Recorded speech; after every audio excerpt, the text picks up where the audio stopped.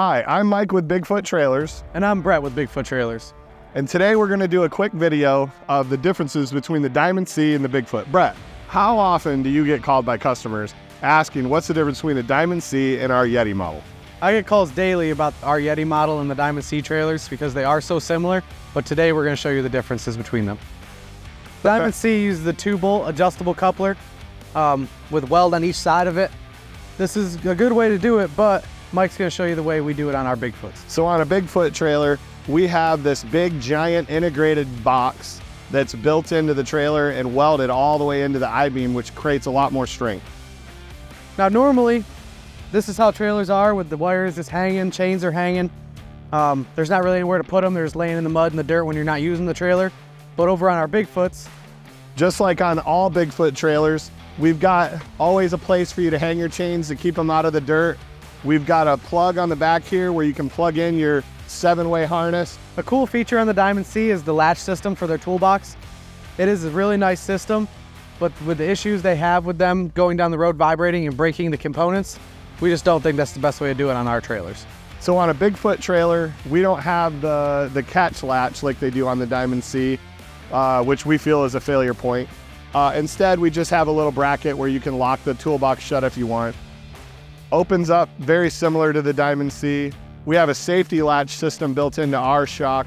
On Diamond C, they use lippered axles, slipper spring with a 2-inch brake drum, and then we're going to show you what we use on our Yeti models. So just like on a pickup truck, the heart of the whole truck, the most important thing is the engine, right? Right. The most important thing of all things on a trailer are its axles. That's the most important thing. And on a Bigfoot trailer, we use exclusively Dexter axles. A little quick comparison of the 8K axle hubs and brakes that are used on the Dexter axles, which we use, and the lippered axle, which is being used on the Diamond Cs, the PJs, and the Big Texas, and a lot of the other bigger manufacturers. See the difference in the size of the hubs. One of the biggest things when you're buying a trailer is to understand how the trailer's been painted. Most manufacturers today are using a powder coating system, and I'm going to show you a few of the reasons why we don't use powder coating at Bigfoot Trailers. So if you look along here, you're going to find a lot of rusting on all the sharp edges. If you look at a PJ, a Big Tex, a Diamond C, anybody that's powder coated the trailer, there's going to be spots where they can't get the powder because of the Faraday effect. It's magnetically charged and the powder gets shot toward the trailer and it goes wherever it wants to.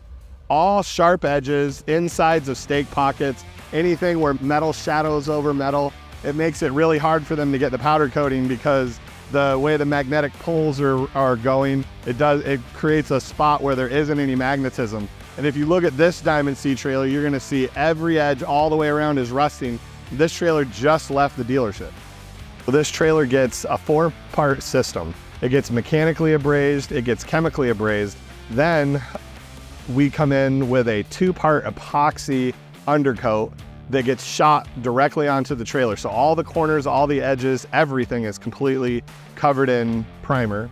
Then we come in with a 2-part urethane that was developed just for Bigfoot trailers with a lot of extra UV protectant in it for the Florida sun to make it so that the trailer's still gonna look great 5 years from now. So a really nice option that Diamond C does do is they put 2 springs on their ramps. It seems like a good option, but when you go to use the ramp, it doesn't always go down all the way, so it kind of creates an issue when you're loading your machine. Now, one nice thing is also that they do the mesh-topped ramps here. It's nice for when you're loading smaller equipment like lawnmowers, stuff like that. We do offer this option on our trailers, but standard, it does not come like that. Mike's gonna describe to us why we do the ramps like we do on ours. So our ramp is designed to give maximum traction for customers that are using skid steers with rubber tracks, mini excavators with rubber tracks. And most customers that we sell our trailers to are using something that goes better up this ramp. This ramp also creates a lot less wind resistance going down the road, so your fuel economy is going to be a lot better on your tow vehicle. The Diamond C has a dovetail built into the back of the trailer.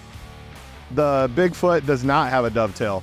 Because of the fact that we're using Torflex axles, we're able to order them with a 22-degree upstart, which lowers the trailer down closer to the ground, helps the ride for the tow vehicle and the person driving in the truck because the skid steer's not bouncing around near as much. On a Bigfoot trailer, we have Torflex axles, so we're able to order them with a 22-degree upstart. It lowers the trailer down close to the ground, makes the center of gravity lower for the equipment going down the road, makes the ride better. It also eliminates the need for the dovetail. We still have a similar load angle for the machinery coming up, but you get this whole back end to be able to fork things on without having to have a dovetail eat it up. It also allows us a chance to bring the I-beam all the way back to our big square tubing rear end, which is extremely heavy duty compared to the fabricated rear end that's on the Diamond C. And if you want to get a Bigfoot trailer for yourself, go to our website or give us a call. This toolbox is so big that even a Yeti will fit inside it. That'll be in the blooper reel, right?